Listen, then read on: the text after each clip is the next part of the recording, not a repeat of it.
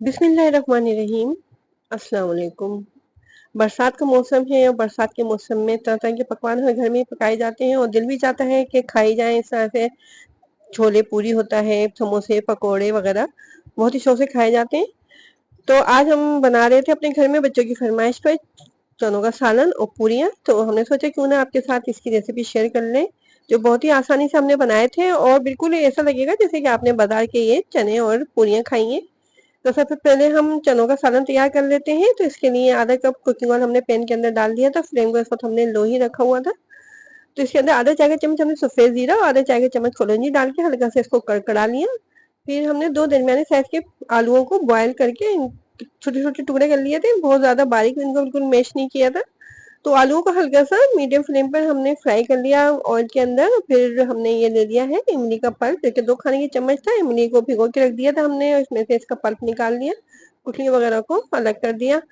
अब ये थोड़े से ड्राई स्पाइसेस हमें इसके अंदर डालने हैं। तो इसके अंदर 1 चाय का चम्मच हमने सूख मिर्च का पाउडर लिया है, 1 चाय का चम्मच कुटी हुई मिर्ची है और 1 चाय का चम्मच हल्दी पाउडर। तो इन स्पाइसेस को आलूओं के साथ हल्का सा भूनेंगे हम और इसके अंदर अब डाल देंगे 1 चाय का चम्मच नमक। फ्लेम को हमने इस वक्त लो कर दिया था क्योंकि मसाला हमारा जल जाता है इस वजह से। अब इसके अंदर थोड़ा सा हम पानी डाल देते हैं और आलूओं को थोड़ा सा और भून लेते हैं ताकि मसाला हमारा जले नहीं। आलू को हमने भून लिया था। अब हमने ले लिए हैं 250 ग्राम के करीब चने।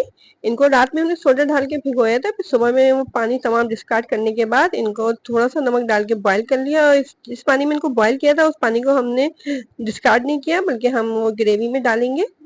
तो चनों को इस मसाले के साथ हल्का सा भून लेना है। चने हमने बिल्कुल खुले खुले से बॉईल किए हैं। इससे ग्रेवी जो है थोड़ी सी गाढ़ी होगी और इसमें का जो टेस्ट होगा बिल्कुल ऐसा लगेगा जैसे कि आप बाजार के चनों का सालन खा रहे हैं।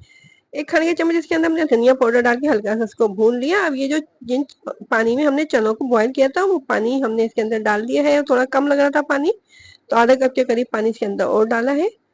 अभी ग्रेवी थोड़ी हमारी पतली लग रही है तो इसको थोड़ी देर तक हम पकाएंगे। इसके अंदर थोड़े से ड्राई स्पाइसेस और डाल लेते हैं। तो हमने ले लिया है 1 चाय का चम्मच काली मिर्च का पाउडर और 1 चाय का चम्मच इसके अंदर जीरा पाउडर डाल के इसको मिक्स करके और फिर इसको हम रख देंगे मीडियम फ्लेम पे ताकि चनों का सालन जो है थोड़ा सा गाढ़ा हो जाए।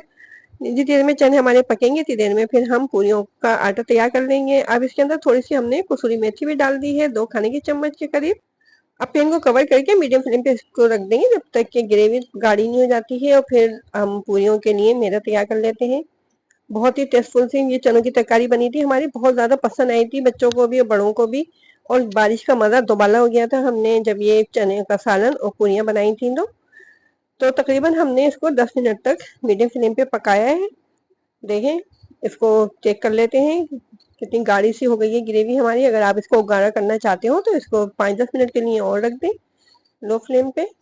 तो ये हमारी चनों की तरकारी तो रेडी हो चुकी है। आप पूरियों के लिए मैदा तैयार कर लेते हैं। तो हमने ये ले लिया है हाफ के जी करीब मैदा। इसके अंदर थोड़ा सा बस नमक डालेंगे, 1 चाय का चम्मच नमक डाल के और फिर इसकी पतली सी डो बना लेनी है जिस तरह से हम चपाती वगैरह के लिए घर में आटा गूंथते हैं। इस तरह से थोड़ा इसको सख्त नहीं रखेंगे। अगर हम पतला रखेंगे तो पूरी हमारी बहुत आसानी से बनेंगी और फूली फूली सी बनेंगी, सॉफ्ट बनेंगी। तो इसको हमने गूंथ लेना है थोड़ी सी पतली सी डो में। और इसमें और कुछ भी डालने की जरूरत नहीं है कि इसके अंदर लोग दही डालते हैं तो घी डालते हैं। इसमें कुछ भी नहीं डालें, बस सिंपल सा इसको गूंद लें, बस थोड़ा सा सॉफ्ट रखें इसको। देखिए कितनी सॉफ्ट लग रही है देखने में। अब 15-20 मिनट के लिए इसको रेस्ट पे छोड़ देंगे। ये पता चल रहा होगा आपको देखने में कि कितना सॉफ्ट हमारा ये आटा गूंदा है। अब आटे को हमने 15-20 मिनट के लिए रेस्ट दे दिया था। अब एक प्लेट लेके इसमें हल्का सा हम घी लगा देते हैं और फिर हम बना लेते हैं पेड़े पूरियों के लिए। इस तरह से आपने देखा होगा बाजार वाले भी घी में करके पेड़ों को बना के रखते हैं। देखिए हमने ये पूरियों के पेड़े तैयार कर लिए हैं। अब ऊपर से इसके पेड़ों के हम घी लगा देंगे और फिर इसको हम रेस्ट पे छोड़ देंगे आधे घंटे के लिए। जितनी ज्यादा देर तक आप पेड़ों को रेस्ट पे रखेंगे इतनी ज्यादा पूरी आपकी सॉफ्ट बनेंगी और बहुत आसानी के साथ इनको आप बड़ा भी कर सकते हैं। तो हमने आधे घंटे के लिए इनको रेस्ट पे रख दिया था। अब इसके बाद हम ये करते हैं कि आप पूरियां बनाना शुरू करते हैं। तो इसके लिए काउंटर पे थोड़ा सा घी लगा के और फिर पेड़े को हाथों की मदद से ही हम बड़ा कर लेंगे। इसको आपको रोलिंग पिन से बेलने की जरूरत नहीं है। देखिए कितना सॉफ्ट हो गया हमारा ये आटा। और ये फूलने के बाद आपस में पेड़े हमारे चिपकने भी लगे थे, हमने पेड़े रखे थे।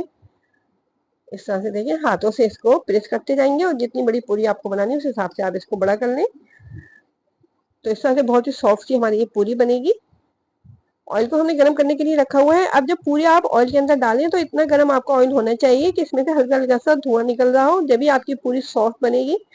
नहीं तो वो सख्त हो जाएगी अगर ऑयल आपका ठंडा होगा तो गर्म ऑयल में इसको डालना है और दोनों तरफ से इसको सेक लेना है। तो इस तरह से बहुत ही सॉफ्ट सी हमारी ये पूरी रेडी हो गई है। तो इस तरह से हम तमाम पूरियों को तैयार कर लेंगे। बहुत ही सॉफ्ट सी बनी थी ये पूरियां, बिल्कुल ऐसा लग रहा था जैसे कि बाजार की पूरियां हैं। तो पूरियां भी हमारी रेडी हैं। अब हम सर्विंग के लिए निकाल लेते हैं चनों का सालन और साथ में इसकी पूरियां। तो बहुत ही यमी सी हमारी ये रेसिपी तैयार हो चुकी है।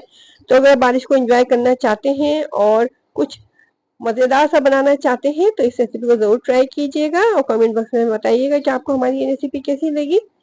और हमारे चैनल को ज़रूर सब्सक्राइब कीजिएगा, लाइक कीजिएगा, शेयर कीजिएगा। देखिए पूरी कितनी सॉफ्ट लग रही है, ये झड़ भी नहीं रही है बिल्कुल भी, ये बहुत ही ज़्यादा नरम सी सॉफ्ट सी बनी है, बिल्कुल बाजार जैसी।